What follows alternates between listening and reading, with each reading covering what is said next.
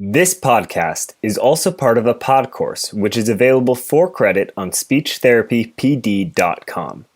All you need to do is register for the course, complete the requirements, and you will receive credit. Speechtherapypd.com is a video continuing education company, a certified ASHA CE provider. First Bite sure does love some freebies, and I grew up loving some coupons. That's my kinfolk's way of saying coupons. I can't even say it correctly. And so to start the new year off right, we wanted to do a little give back. So if you head on over to speechtherapypd.com and enter the code FIRSTBITE, not to be confused with the autocorrect of frostbite, well, then you will find a fabulous $10 off coupon for an annual subscription. That will give you access to all of the 1 to 3 hour webinar courses, as well as all the First Bite pod courses for CEUs for an annual membership of only $79. But hey, do you want more? Don't you love that cheesy sales line? I love that cheesy sales line. Okay, well, if you do, you can use that same coupon, First Bite, and access all of the courses on speechtherapypd.com's website for a fabulous deal of $179 a year. Whoop, whoop. So don't forget, plug in the coupon First Bite when you check out at the speechtherapypd.com website. Happy listening, y'all. Hi, it's Erin. I'm your regular co-host of First Bite. First of all, I want to thank y'all so much for tuning in and listening to First Bite. We've been incredibly encouraged and excited by the feedback we've received and are looking forward to the future. In the meantime, if you've been enjoying First Bite, please take a moment, maybe pause your device to subscribe, leave a review on iTunes, Stitcher, or wherever you're listening. This podcast started out as a small idea to bring convenient, tangible resources to SLPs and other professionals, and we value your feedback more than anything. Leaving those reviews truly helps us out. Enjoy the episode and thanks for listening.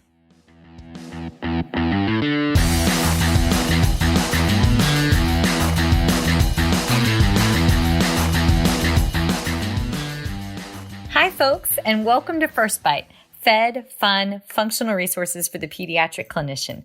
I am your host on this nerd venture, Michelle Dawson, MSC CF-SLP, the All Things Peds SLP.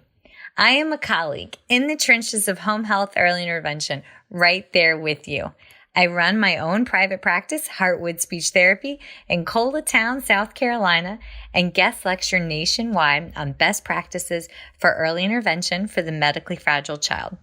First Bite's mission is short and sweet, to bring light and hope to the world for the pediatric clinician, parent, or advocate. In this podcast, we cover everything from AAC to breastfeeding, best practice for running a private practice, and all the nitty-gritty details involving feeding and swallowing by interviewing the subject matter experts themselves. We bring the data to you. Every fourth episode, I am joined by the lovely Erin Forward, MSP CF-SLP, a Yankee transplant who actually inspired this journey and who also walks the wild, woolly, and sometimes sticky walk of early intervention with us. Sit back, relax, and watch out for all the squirrels and enjoy this geeky gig brought to you by SpeechTherapyPD.com.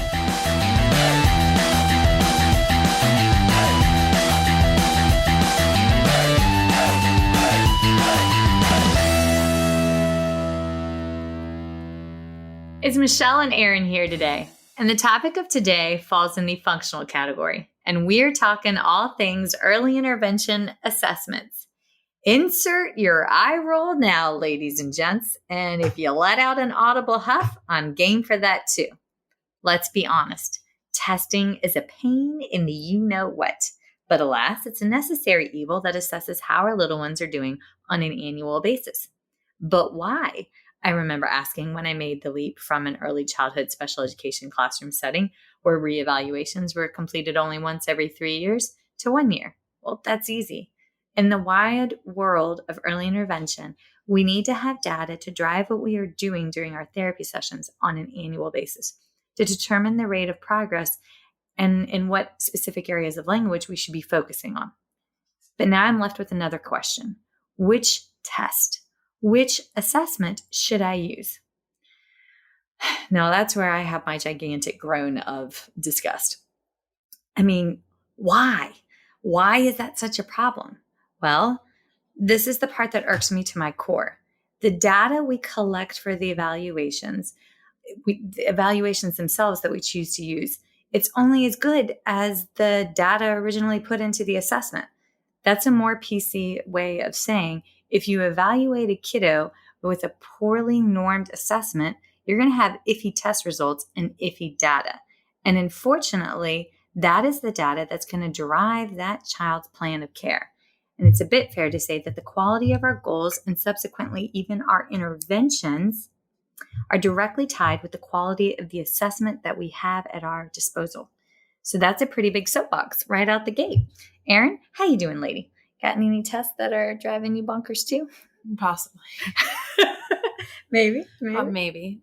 We're doing good. You're doing good. What are you down to? Like 2 months left in your CF? 2 months left. Oh my gosh. You're going to have your C's. We're going to have to celebrate. Yeah, it's a little weird. I feel Savannah coming, just saying. All right. So y'all, we got a lot of ground to cover and we're short on time. So we're just going to go right into it. Okay. So before we go into the different type of assessments, let's take it back to the basics. Let's do some definitions to kind of go from there.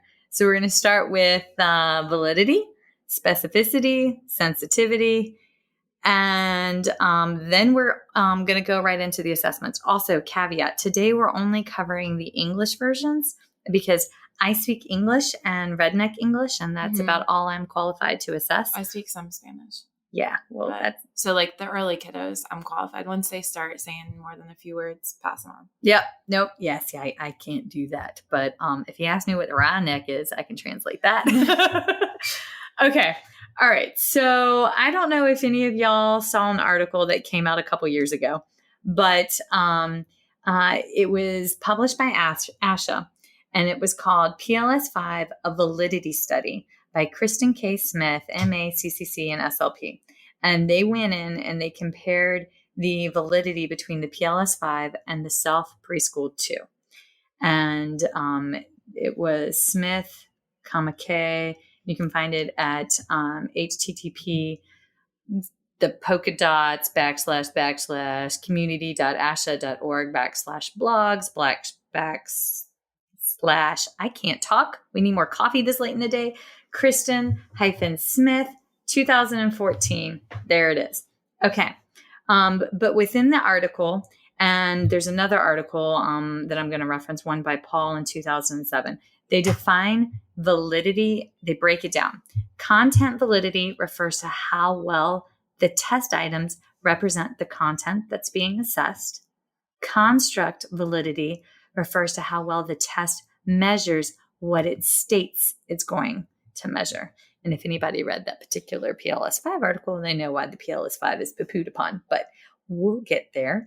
Okay. Sensitivity measures the ability of a test to accurately identify those children who have a language disorder. So, is it going to capture the children that we needed to capture? And specificity measures the ability of a test to correctly identify typically developing children as typically developing. Mm-hmm. Okay. So we're all copacetic. There's our definitions. Okay. Right. Sensitivity. Are they going to identify the children that have the language delay? Specificity. Are they going to pick out the kiddos that are basically typically developing? Yeah. Okay. And you have to look at both of those at the same time because they can be sensitive. Like they could over-diagnose, but if they're not specific to what you're looking for, then kids are going to be underdiagnosed. Mm-hmm. Yep. And that was one of the issues with the PLS-5 was that the specificity was not so great. Well, I mean, I'm getting ahead of myself because that one makes me crazy. So I'll just skip that. But y'all, you have to know this when you're going into doing your assessments, which ones are actually going to capture what's going on with the kid. And I humbly suggest that some of the school districts have gotten wind of, and some locations have gotten wind of poor specificity and poor sensitivity in some of our standardized assessments. And they like to utilize those assessments to either over-identify or under-identify because it allows the numbers to go one of two ways. Y'all interpret that how you want to interpret it. That's just a very tired Mama SLP's opinion on the matter.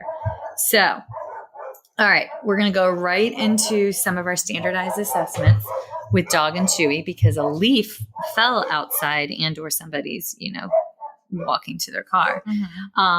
But we're going to go right into our standardized assessments that we use on a regular basis. Miss Erin, you want to start us out the gate with the self-P?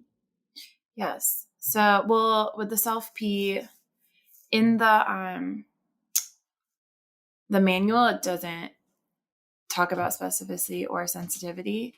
If you look at some studies, they'll use their own measures. One done by Denman, Spire, Monroe, Pierce, Chen, and Cordier. Hope I said all those names right. That's a lot. Looks at language assessments of children age 4 to 12. So some a little older than the ones that we typically see, but the self-P goes into, can be used for 3-year-olds. They found sensitivity to be 0.64 and specificity to be 0.93. So more specific, but they're not going to capture everyone that we're trying to diagnose. Validity content was good. Structural was not great at 0.33, and convergent was pretty good at 0.65. For reliability, test retest was good at 0.72. So if you were to do it over with a kid, they're gonna score similar. Did he give guidelines on how frequently you could reassess that? No. Okay. Because I remember that being an issue a million years ago when I was making that transition. I was told that you couldn't reassess a kiddo. When I left the school districts and went to work at a rural hospital and was working at the outpatient clinic, the rural school district SLP contacted me and said it was unethical of me to reassess a child that she had assessed 2 years previously because of the test retest. She said that they were going to remember the test that she had administered 2 years ago, and how dare I use that test. Well, that's not really what test retest means. Well, that's what I tried to explain, and it was frowned upon on the grounds that they were going to remember all of it and that they were going to you do get those kids that have been given the PLS-5 a bunch of times and they definitely know, or the self too. I've seen that where kids, you get a kid that's 4 or 5 and they've probably, and you don't have all the data as far as what the other therapists gave them because you get their discharge summary, which doesn't even always have the evaluation that they gave. Oh, I love those. Yeah. And you're just kind of grasping at straws. Yeah. Okay. So folks, in our discharge summaries, let's do more gooder. Let's put our baseline eval data. Which is hard to do because I understand sometimes because we discharge on the fly. And then you're picking up another kid and you think they're going to send your eval, but sometimes they don't always send your eval. Or my favorite is when you get a discharge summary and then the eval, you get a discharge summary, you're picking up a 4-year-old and the eval is from when they were 1.5. So you're I don't really know. This is not valid to me anymore. We have to test within a year. That's right. Okay. But I don't think that, I think they just sent maybe the first eval and you're thanks for that. Okay, so the reassessments, while we're on this loophole or squirrel hole, rabbit hole. Oh my God, I should have had 2 cups of coffees. Okay, we'll keep going with the coffees. Okay, so when we write an IEP, it's annual, but it's based off of an assessment that could have been done as much as 2 to 3 years ago. When we have an IFSP, they're written every 6 months. However, best practice is indicative that we do the re-eval once a year. Now, is it MCOs or HMOs? Some you have to do it every 6 months. Yes, for some certain insurances, and you're going to need to check, and it's a case-by-case basis. Some of those insurances require the reassessment every 6 months. And that's whether it be an oral pharyngeal dysphagia, which could be modified or clinical bedside, which iffy, or an assessment for language. Right. Okay. All the squirrels.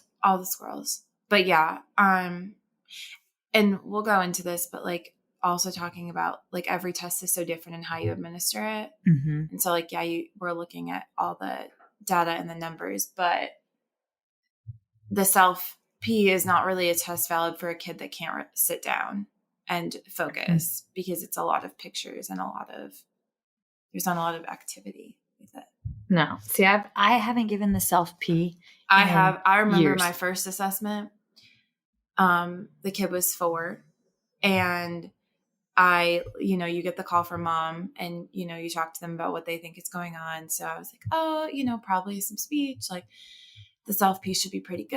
And then I get there and she was not a candidate for the self-P. Like, obviously she needed services. It told me that, but like, I didn't get much information because she couldn't even really participate. And I was at their home and I had one test and the other tests another speech therapist had. So I did a lot of observation and a little bit of language sample and threw it all together. But I went in there and I was like, listen, this is not the right assessment. But I could only go off of what I had. Okay. On that note, that's what differentiates a great report. Right. When you write out a incredibly skilled and in-tuned narrative, because unfortunately some of these children and some of the tests are reliant heavily upon what the parents report. Yeah. And we'll do those at the end, but parent report versus child participation versus what the standardized or the scaled scores present with, we really need to make sure that when we write our reports in there, and I'm old school, I was taught to train and compare everything to Brown stages of language development. And I understand now that we may not necessarily correlate it directly to Brown stages of language development. There's like a better researcher out there whose name I don't remember because I'm old, but that's how I was taught to write my narrative according to. But and where they should be as far as their level. To actually present with a delay. Yes. Okay. All right. Do you want to jump into PLS 5? Because I'm chomping at the bit. I'm chomping at the bit. You go for it. Okay. All right. So this one gets me really frustrated because this is the one that I see overused within especially our immediate geographical area. So with the PLS 5, the gold standard for sensitivity is 0.8 to 0.89. Okay, that's anything above a 0.9 is considered good for sensitivity. Anything between 0.8 and 0.89 is considered fair. The PLS 5 came in at a criterion cutoff of 0.83. Translation, that means out of 100 children that we evaluate, 17 children will not receive services as they have been identified as being typically developing. Okay, 17 kids. That is inappropriate and I venture to say unethical, in my opinion.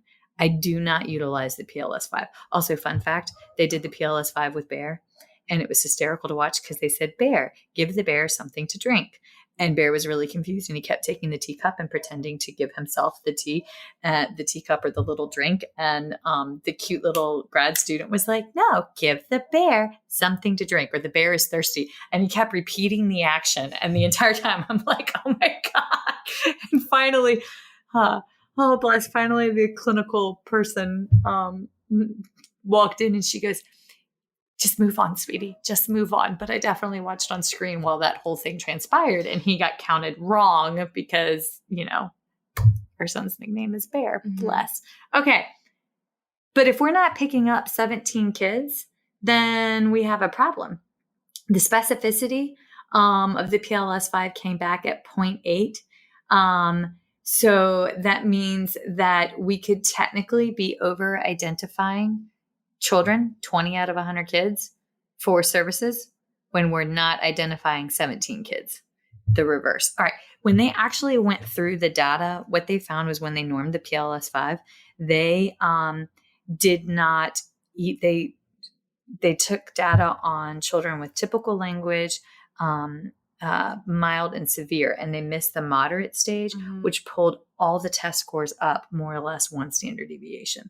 That's why when you give it according to a PLS-4, it actually scored worse on the PLS-4, but that was more indicative of their true functional skill set. Pearson is in the process of doing an updated version and collecting data for the PLS-6. And I'm wondering if that's because they had so much pressure from speech pathologists across the nation that this was not appropriately standardized. So bottom line, folks, if you're utilizing this assessment, stop and give pause. Check out that article. You can find it on ASHA's website. Feel free to email us firstbite@speechtherapypd.com. Or also like give a, when you report, like if this is one of the only tests that you have, yes. Or like if you have this in the self-P and you have a kid that there's absolutely no way that they're going to participate in the self, use that data of that article in your assessment to show that these scores may be inflated. Yes. I will put that in there if I need to use this, because there are times when I have to use this and I don't want to. We share tests between 5 different offices. I will get an eval that I have to do within the next week. Someone needs it in Charleston. I can't, this may be the only thing that I have, but then you use your observations, your language samples, your, data of where they should be with their morpheme development wise. Use all of that. Make sure you use your data to show that this isn't necessarily the be all end all. Yeah. Because insurances will a lot of times just look at the scores, but if you make a big enough argument, sometimes they'll. Yeah. Which, I remember coming through grad school and the PLS-5 was the gold standard. That was the test that we used for everybody.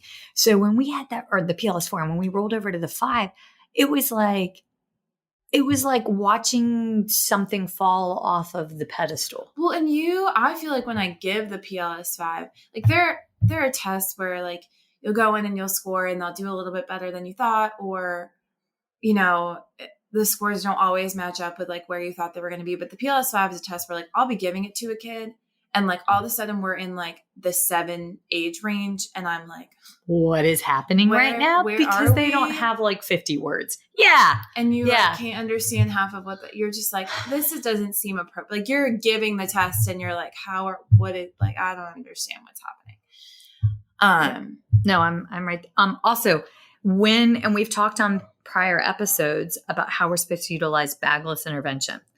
These assessments, when you're taking them to patients' houses, if they're at the clinic, please tell me that you're cleaning it. But if you are taking them to patients' houses, then my goodness, we have a significant problem, because how well are they being sanitized? And also, do you have all the parts? Right. Because that's the next question. Yeah. Do we have all of the parts? Because I remember when I shared the PLS-5 at a different clinic before I opened up my own private practice, my God, I would get places and half the test kit was missing, and I would have to utilize. Or sometimes you'd find kids' toys in there from the home you were just at. Yeah, that were not the toys that were.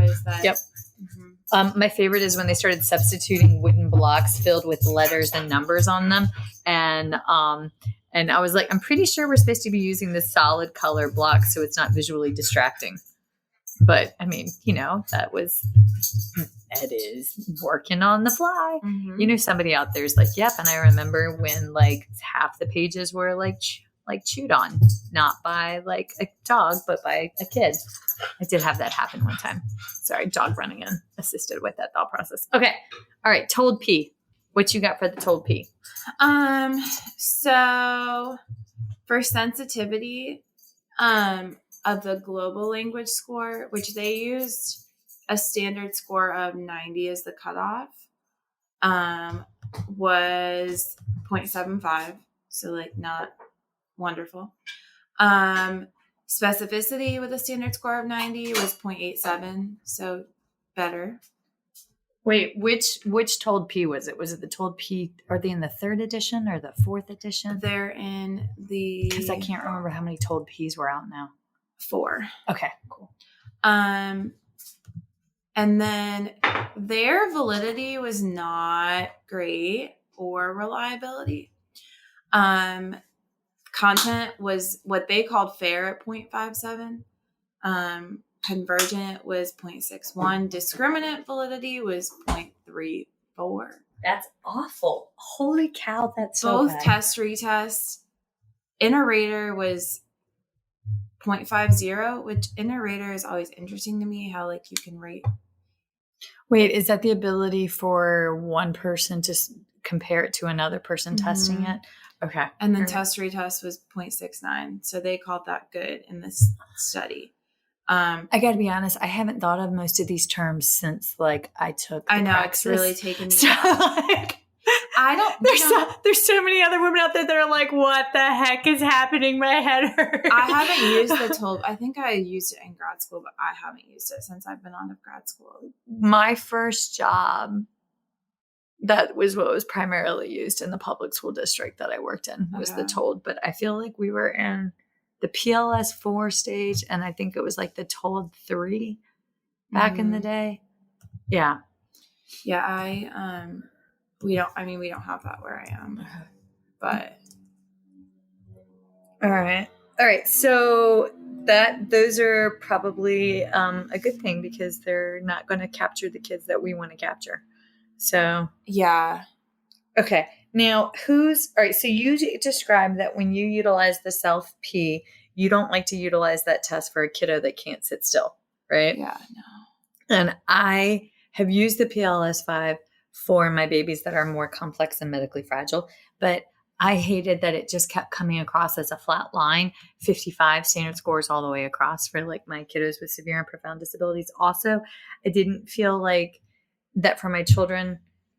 All right, let me be perfectly frank. I don't feel like any of these assessments for my children with multiple disabilities or a cortical vision impairment or a vision loss, I feel like none of these actually capture what the kid can do. Right. I feel like they capture what they can do. Yeah. And I hate that. My job is not to tell a family what their child can't do. Well, I think it's, and I don't know if this will sound bad, but for some of those kids, like you do the test because insurance will cover it if their standard score is that low. And then you have to use your own experience and your own knowledge and your own questions and observations to figure out what goals they need to figure out. But when you're explaining this to the parent or like when you're handing them the eval that you did, I feel like I always have to preface it. Even with like some of my kids that I'm not too worried about, especially when you put like an age and you have like, sometimes you have to put it on there. Sometimes I just don't put it on there because like the age comparison. Yeah. Like when you have a 1-year-old, like I had recently, and you do the real and it says they're functioning at a 6-month-old and you're like, but that's not like, they have so many great skills. This is not necessarily what I'm seeing. This is what the test, like, it's just hard to explain that to the parent. And it's very shocking for the parent to see that. Yeah. Because no parent wants to see. I was the mom. I am the speech path of the kid who had speech therapy. That sucks. But they always told us in grad school, they were like, don't really report. Like age equivalent is not something that is really appropriate even based on what they report. And you always have to instill hope. So when you write these reports, y'all start with strengths. Yes. Always start sandwich, strengths, weakness, strengths. Or I do strengths, weakness, moving forward, plan of care. This is what we're going to like. This is our goal. And it's a bit, especially with the kids that like, when you eval them, you're like, I don't know if they're going to qualify. Sometimes I feel like in the report, you tend to go towards the negative because you want insurance to see all of that. And then you forget that like the parent's reading it and you don't, and you in your head know that they have all these strengths because you're not too concerned. But then you realize in the report, it's like, these are their weaknesses so that you know the insurance is seeing it because they're borderline. Yeah. No, which is not most of our kids, but. No. Well, I mean, the kiddos that I see, yes, but that also goes for you as well, friend. Okay. All right. Now this is one. Do we want to talk about the reel or do we want to go into your favorite? Let's start with the reel. Okay. So all that being said, there's a reason why I personally don't like utilizing those standardized assessments of the in general, the self, the PLS-5, and the TOLD-P, because I just feel like for my children in early intervention, there's so many external variables, like what's going on in the home. They also half of them have never done this. Like when you're in the school, I mean, unless it's they're just turned 3 and they're getting eval'd for school services, like most of the time they've at least been through this a little bit. They're learning to sit in a classroom. They're learning to attend to the teacher. But when you go into their home with like the 2-year-old, they are like, who are you? Why do you have pictures? Why are we not just playing? Oh, you brought toys. And then you have to like hide the toys for the test kit, which is how you end up with random other tests or random other toys. Yeah. But that makes it very difficult because this is the first time you're meeting them. You're a stranger. Have these kids like stay at home with mom or dad. And so it's like a whole new experience for them anyways. I'm just remembering the time I brought home fleas in one of the test kits for the company because the house had a flea infestation, and that was fantastic. This was back in the day when it had the little soft purple teddy bear instead of the hard plastic teddy bear, and I kind of wonder if that's one of the reasons why that changed over. But like, yeah, okay. So all of those reasons, when I do my assessments, I switched over to the Rossetti. And I didn't make that switch until a couple of years ago. I was working up at a hospital just outside of the city. It was a rural hospital. I was PRNing over there. And there was 3 SLPs in the outpatient clinic. And we primarily all treated pediatrics because it was a designated early intervention facility because there was no home health SLPs there, right? So what we didn't realize at that moment in time was that all 3 of us on the same day had scheduled a new eval, and there was only one PLS-4. They didn't even have the PLS-5 yet. And so the senior therapist said, all right, well, I booked mine first, so I'm taking the PLS-4. Here's the Rossetti. And she hands me the Rossetti. And I've literally never seen the Rossetti a day in my life. And I panicked because I have 0.2 seconds to familiarize myself with this assessment that I'm about to go give to like a 15-month-old.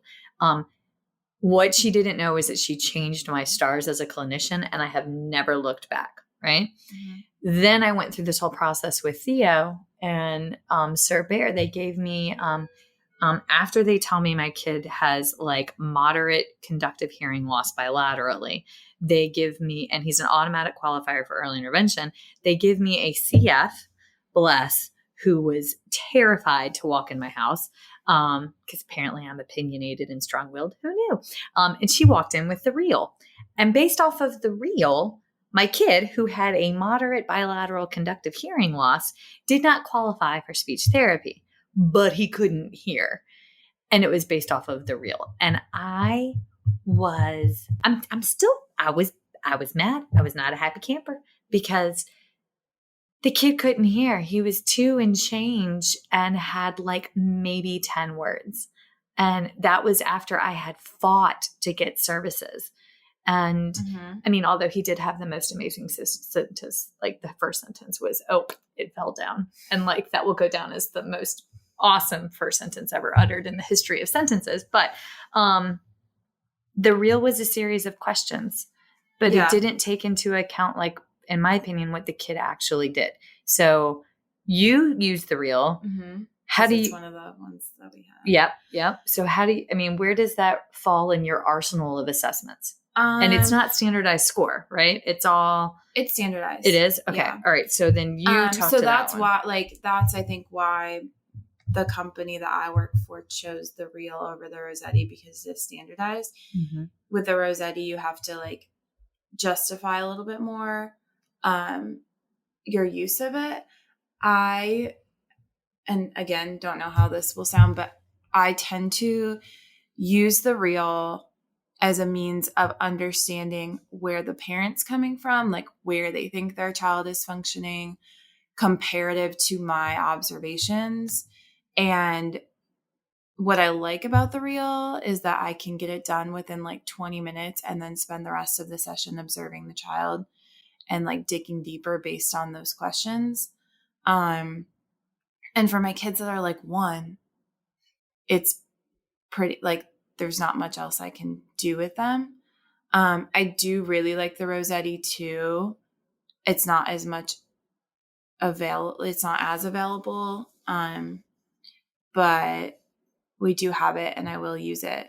That one, I think, takes like that one you use in the whole assessment. Like you're going to go in and observe and ask questions. And I like how it includes all of that and kind of guides you as far as what they should be doing. Whereas like, and the real 3, some of the questions you're like, and I'll show up. And for receptive, for those, oops, sorry, I just spit. But for those of y'all that couldn't see, that was like her like confused, frustrated, deep thinking eyebrow face. Well, like the validity is a lot worse for the receptive for the real. And it makes sense because half the questions for the receptive are like following directions and they just kind of ask it in different ways. Or one of the questions is like, does your child communicate while they're sitting or like not moving? Like some of the questions are very like, I don't really know where this is coming from. And I'll ask parents and I'll preface it and be like, some of these questions are weird. But it made me think about it last week specifically. Like a mom was asking me questions because the kid's receptive came out lower than their expressive. And with the younger kids, that happens a lot. That doesn't mean that they have autism. But what it means a lot is that for a parent especially, it's harder for you to comprehend and understand what they're doing receptively if they're not doing it expressively. And because it's parent rapport, it's going to look like they're worse receptively than expressive. Because they don't have that knowledge of those skills and they're not always paying attention to it. Like some of these questions, the parents are like, I don't know. Like, I don't pay attention to whether they're like talking when they're moving or sitting, or if they're like looking at my mouth or things like that. So that's another part of the real that's hard, is that parents don't always know. But with receptive, I think it's hard to measure that because almost all the questions deal with following directions. And most of these kids don't follow directions. And also, most children don't follow directions. And like the biggest one is like, do they respond to no or stop? Which like, I mean, a lot of these kids just don't, I mean, they know what you're asking. They just don't do it. My favorite is when you ask a parent that and then they're like, immediately, like the kid will run around and make like a bad choice and they're like, no. And the kid looks over their shoulder at the parent and gives them that really naughty face and then goes on and does what they want to do anyways. And the parent's like, does that count? And I'm always like, well, they knew what you wanted. However, the naughtiness trumped their ability to follow a direction. Yes. Just because tiny humans are naughty does not make them, bad. Right. It just makes them. But a lot of these questions parents don't know the answer to because they don't focus on it like we do. This is our job. Mm-hmm. But I do use it more as a means of getting a standard score and then making a lot of my own observations. Nope, that works. Okay. So then when you have a tiny one, like I'm thinking when we get like, not necessarily our NICU grads, but you have a kiddo that has like a known genetic diagnosis, like Down syndrome or 22q or something like that. Or when we have our little ones with Rett's, if they come across, do you have a preference? Because I know I'm going to pull my Rossetti quick, but I mean, is that when you would pull the real over the PLS out of y'all's arsenal at work? If they're younger, probably. I mean, I probably would want the Rossetti more so because in that case, like, they're going to qualify. Mm-hmm. So you want to more so figure out, like the real I more so do with a kid that I'm not sure if they're going to qualify. Mm-hmm. The Rossetti, I feel like will help you then dig deep into, because it has so many great things subsets. That it looks at the different domains of language. Mm-hmm. Okay, so the Rossetti covers pragmatics, social skill. Wait, where's my copy? I have a copy of one floating around here. But play, doesn't it cover play? That's what it is. Play. Here, right here. So with the Rossetti, I've got interaction, attachment, pragmatics, gesture, play, language comprehension, and language expression. Which I think for some people it gets overwhelming. We use the Rossetti a lot in grad school. Your favorite used it a lot. Oh, I loved her. she's clearly talking about the lovely lady that tortured my own tiny human. And Yes. she's a goddess, and one day I want to grow up and be her. But I think it can be overwhelming, but it gives you so much information. You look at observed, elicited, and parent reporting. The downside is it does not offer a standardized score. Right. So when we administer it in our state, the way our state does all the ruling, the state early intervention program wants a standardized score. So I had to explain, well, this test goes down to birth. And I mean, you don't need to have a standardized score. You can show a % delay, because a % delay is also sufficient. Yeah. So if the child is 24 months and has an expressive language skill commensurate with a mastery age of 9 to 12 months, then you've got in excess of a 50% delay. Clearly the child qualifies. However, unless I specifically put that in there, that this is the % delay and this subsection, they will automatically not qualify the kid for services, which is incredibly frustrating because it's math. I don't like math, but I have to calculate it.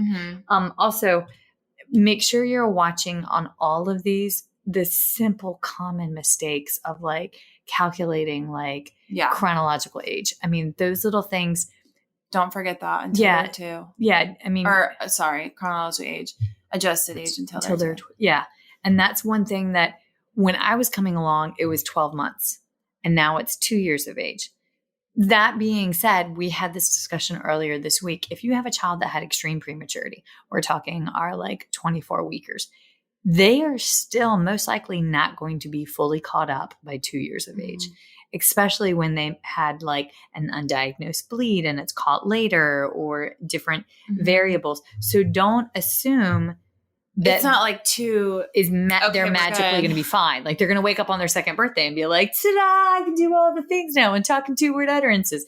But what I have seen, and I don't know if it's just like my current caseload or what's going on, but these families have this false hope that, but they'll be fine by 2, right? Because somebody somewhere, has said in like a NICU discharge follow-up plan of care meeting that, they'll be caught up by 2. And I'm like, that's misinformation. That's not at all what that means. That's not at all what that means. But like, rawr. Okay. So with the Rossetti, we have to make sure that when you are calculating it out, that you do give one heck of a fantastic narrative, because it only does the % and it does not do but which you can score. Though, with all the information that you have. Like, I feel like with the real, you can be a little lazy. Like you're asking the parents. And basically, if a kid is 1 and has no words, or like if a kid is 2 and isn't yet talking in like 2-word, 3-word phrases, like the way the real works is you have very specific questions, and then it'll get, all of a sudden it jumps to like how many words they have. And if they don't have like 50, then they're done. So yeah, like it has a lot of other questions and that gives you some information, but at the same time, once you hit that mark of them not having a lot of words, you don't get any more information, if that makes sense. Yes. Okay. So another problem that I have is that none of these assessments take into account all the other skills. All the other skills, but I have a couple of kids on my caseload. I'm thinking of one little guy in particular. There is no way any standardized assessment ever would capture this kid. Little booger had 7 strokes. He is deaf in one ear, he can't see hemianopsia. The lovely Miss Alex is here from the University of Virginia. She's been riding shotgun this week. Miss Alex, shout it out, say hi. Hello. But like she can say the multisyllabic words. But this little guy, his first language, because he has acquired apraxia of speech, is sign language. He has only maybe 5 consistent B initial phoneme words. We can say ball, bye, bay for baby, and bu for book. And like we're slowly increasing our B sounds at 3.5 years of age. But his sign language, 250, 350 words, easy. I can't keep up with his sign language. So when these assessments ask, how many words does he have? If I'm looking at like verbal output, we're going to bomb. If I'm looking at his ability to string together like multiple signs, I mean, he's the one that told me I had a big butt spontaneously, might I add. He pointed to it and he said, you have a big butt. And then he said silly. And I was like, awesome. But it was all in sign language. And I feel like at least with the Rossetti, I can quantify that somehow. Like for children. Well, it can do that too because it's not standardized. Yes. Because if you look at like standardization, our kids are so, what's the right word? Our kids, there's smaller populations of kids with these diagnoses, especially kids that you see. And multiple you can't standardize because there's not enough of them to give them all this test to then figure out where they fall based on certain diagnoses. Yep. And you're always going to compare them to typical. So when they're compared to typical, they're going to be delayed. Or like kids with, and it's hard because this kid has sign, which is a language. Then you're delving into like, okay, well, is he even, does he even have a deficit if he's communicating so well in sign? People that are deaf would say absolutely not. Yes. And that's where I get into this position where. But if the family does want him to be verbal, then he should also get services. Yes. Because technically he's bilingual, if a kid, but then doesn't have a deficit because that's my rub. And I have several children that they may not have hearing loss, but I mean, I've got a little one with Down syndrome. I'm thinking of her Wednesday mornings. And again, we have talked at length before how multiple children with Down syndrome do not have apraxia of speech, childhood apraxia of speech, which again, I don't think is a thing, but they have increased likelihood to have flaccid dysarthria. So little lady has very limited verbal speech, maybe 25 words spontaneous, but her sign language, I mean, she's easily got 75 to 100 words. And that's very frustrating because she also has hearing loss. We have, chronic ear infections and, bless her little eustachian tubes are so tiny that they can't even get like a tube in. And I've been waiting for her to get bigger to even get a tube to fit. But that's her first language right now. That's her native language. And I'm always, when I go to write those reports, I have to quantify, okay, this is where we are with verbal speech. This is where we are with functional communication. But then we have our children that have autism spectrum disorders. Our little friend who has a communication device and he can communicate on his AAC device. And if we're doing this once every year and doing assessment. Don't even get me started with AAC. Because there is no, like how many times I've written a report that says there is no standardized assessment that fully captures these skills. Like that's, I mean, I don't know if that's something that someone's working on because that would be hint, somebody tell us that you're working on this. Or what about our children with the cortical vision impairment? Carol's coming on. Dr. Carol Page is coming back in like a couple weeks and we're doing an entire hour on cortical vision impairment only. But these assessments, the standardized assessments that make you point to a picture, they don't fit any of the parameters for CVI user friendly. And how many of these children have a CVI that we don't know for sure, but we may suspect because they're attracted to certain colors, certain overwhelmed by a busy background. I'm thinking of that like what is it, like 4 pictures and you got to pick out which dandelion is wet. Yeah. Right. And like their shoes got wet. What was the weather like today? Isn't that the question or something there? Or like, pick the picture, which describes the situation. So just for the sheer sake of having to say the questions exactly as they are read in the book, that always drove me crazy. Oh, same. Because it was not my strength. Yeah. Standardized tests are not my strength. No. I get so bored. This is why we like the Rossetti and the real, because we just squirrel. So like. And then it's just too much.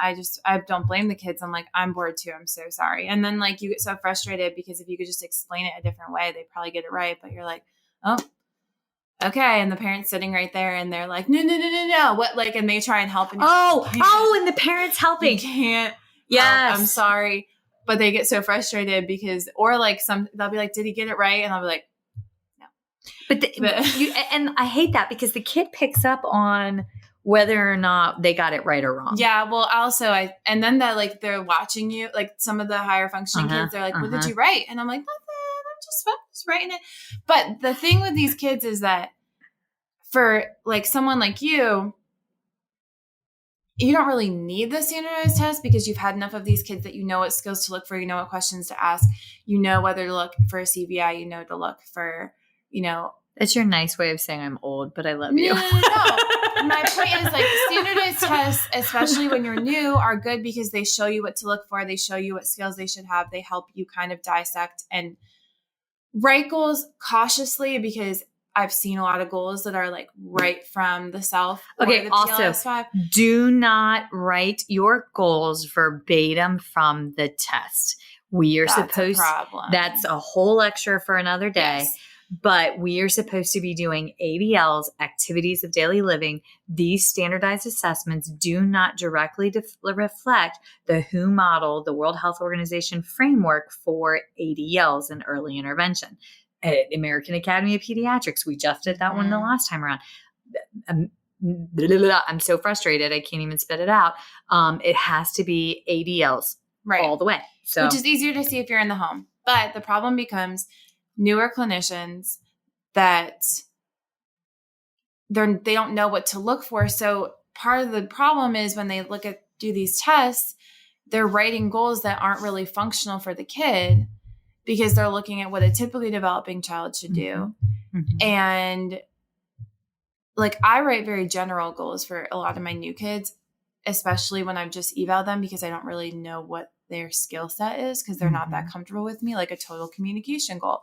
And you kind of try and figure out like whether they're more visual learners, whether they're more verbal learners, things like that. But I think it's hard when you get kids like we get and you're new. And I mean, me, for example, and you don't always like know what to look for as far as their skills. Okay. So if that makes sense. Absolutely. So how do we resolve this? Okay. So if you do an assessment and you don't capture all the information that you need. Like my first assessment with the child that I literally had no idea what her skills were because all I knew was that she couldn't properly attend to a test. Yes. We have to quantify that. Mm-hmm. We have to write that up. And now most insurances will not. And also, when you go to bill and you go to put the CPT code in, there's a separate CPT code for Medicaid reeval.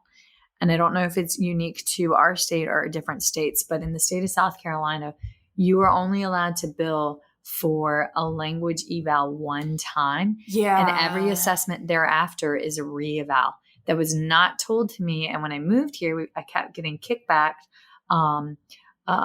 evaluation denied, but it was because I didn't know that I had to use the Medicaid reeval code. Most people will bill it as a diagnostic treatment.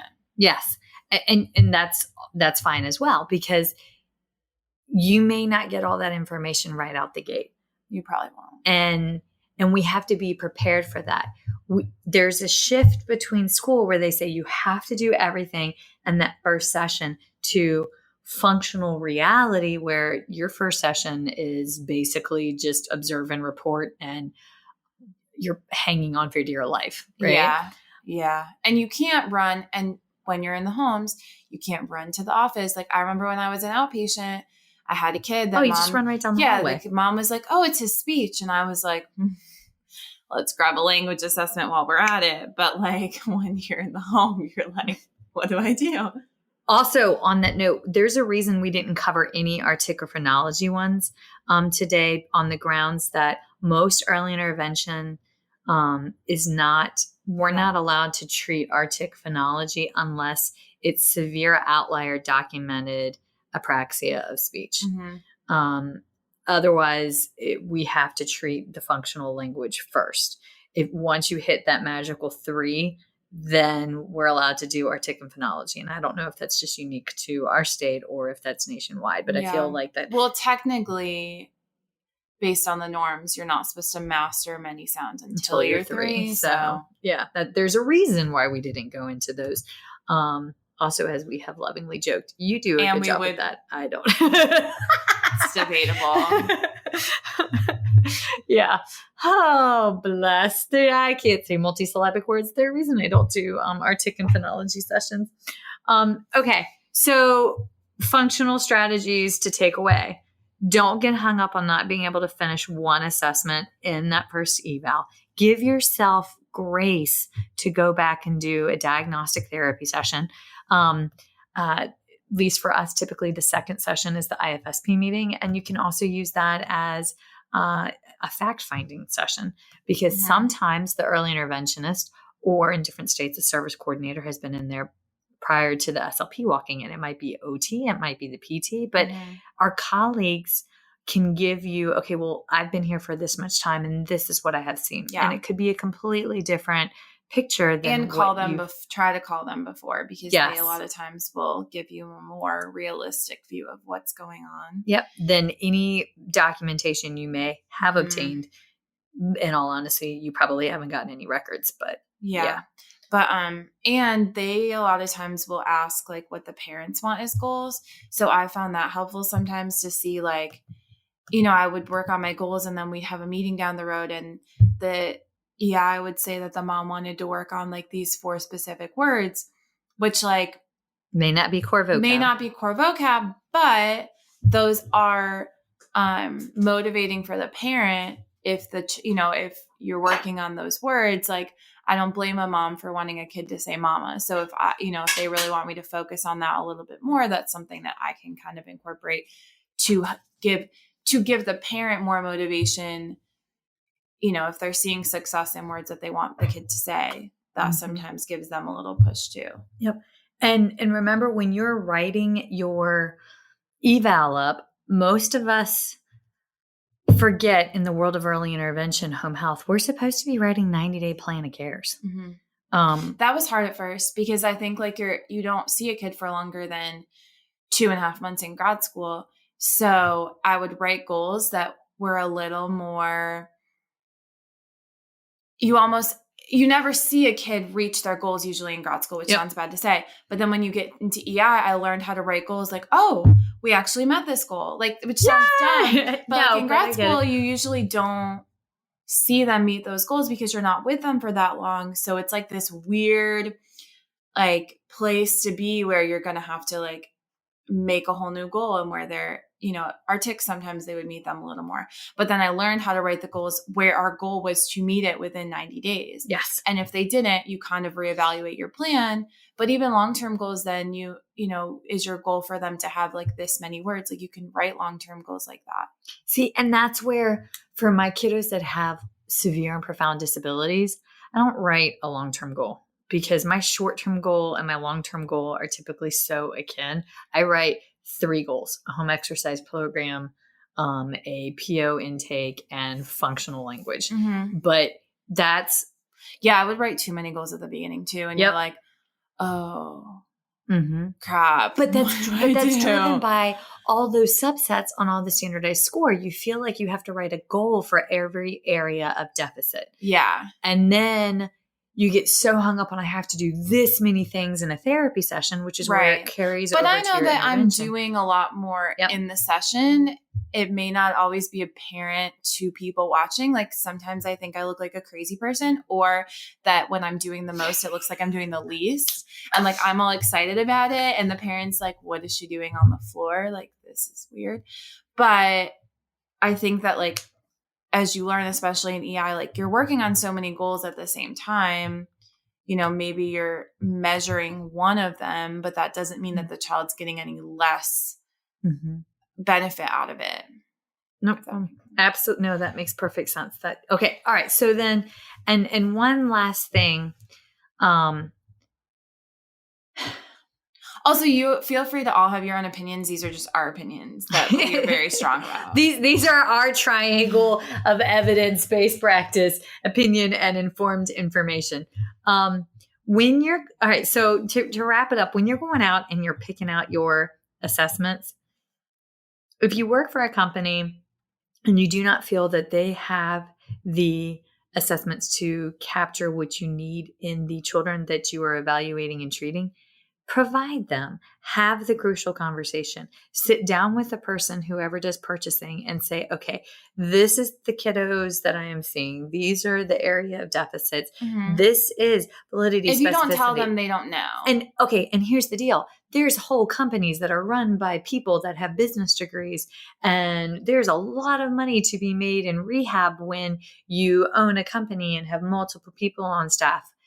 They don't understand the technicalities that we talked about. I mean, my goodness, we can barely say those technicalities, but they don't get it.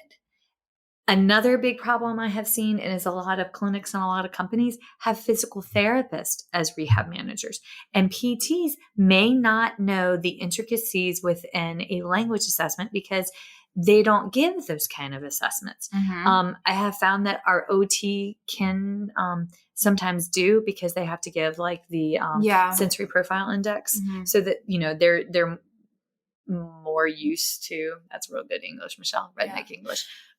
And don't be afraid, like as a CF, to lean in. Yeah, I mean, I ask a lot of questions, and sometimes I think I'm annoying, but you're not. It's you. You have muchness. You have found your muchness. We are the queens of self-deprecating humor here, and we're working on it. But it's, and, talk to your supervisor about it. Explain, like, I think we're so used to in grad school, like, thinking that we don't know what we're talking about. So every once in a while, it's good to, like, you do know what you're talking about. You do know what you need. Do the research if you have the data. I mean, I use a lot of data to explain why I do certain things, especially when you work, as such we should. Like, when you work with other professionals, like where I work, speech therapists are the minority. And so sometimes I have to use the data to explain why I'm doing the things that I'm doing. So, and it's just because they had a different educational background than I did. It doesn't, sometimes it just helps to explain where you're coming from and for them to explain where they're coming from so that we can better understand each other. Have the conversation. Mm-hmm. Yeah. Okay. So bottom line, what we're saying is pick the test that's right for the kid that you are evaluating. Have a backup plan. Don't stress if you don't get it all done at once, but make sure that you lean in. And if you don't feel comfortable leaning in with your person, talk to a friend, a colleague, and see if y'all can go in together and have the conversation. Mm-hmm. But you can be the source of change. You can advocate for the best test to capture and reflect what you need out of our kiddos. But make sure you're educated and you understand what the test that you're using may miss. Yeah. Yeah. So, and then stay tuned because as the assessments change every single iteration, and also that's one thing I really like about having and taking, if you're not a clinical supervisor, y'all volunteer your time with your local college or university because there is something to be said. These graduate students know way more than what they think that they know. And they come and when they ask the questions about the testing protocols, that makes you a better therapist. So, All right. Miss Alex, one more time. Thank you for coming. Did you have fun this week? Did we torture you? I had a lot of fun. It's been really great. Yeah. She's like, oh God, don't put me on microphone, Michelle. Okay, yay. All right. We survived my oldest having a concussion this week. It's been quite the eventful week. Erin, thank you. Thanks. All right. Everybody stay tuned. We're going to switch over to questions. Also, don't forget, next week we have the one and only Mr. Craig Coleman, MSP CF-SLP, BCSF, ASHA Fellow, and current candidate for VP of Planning for ASHA on. So that's like a super awesome, exciting episode. And on that note, if you have not voted, y'all vote in the ASHA elections. This is Crocs. Cool. Thanks. Hey, Michelle here. Did you know that First Bite, Fed, Fun, and Functional is partnered up with feedingmatters.org? That's right. Our pod courses and webinars can be found on the feedingmatters.org Learning Center. Also, be sure to mark your calendars for 2 days of evidence-based education on pediatric feeding disorders, the entirely virtual 2020 International Pediatric Feeding Disorders Conference. That's right. On January 24th through 25th, 2020, join pediatric feeding leading experts for intermediate and advanced level sessions, no matter your location. For more information, visit ipfdc.org. One more time, that's ipfdc.org. That's a wrap, folks. Once again, thank you for listening to First Bite, fed, fun, and functional. I'm your humble but yet sassy host, Michelle Dawson, the All Things Peds SLP. This podcast is part of a course offered for continuing education through speechtherapypd.com. Please check out the website if you'd like to learn more about CEU opportunities for this episode, as well as the ones that are archived. And, as always, remember, feed your mind, feed your soul, be kind, and feed those babies.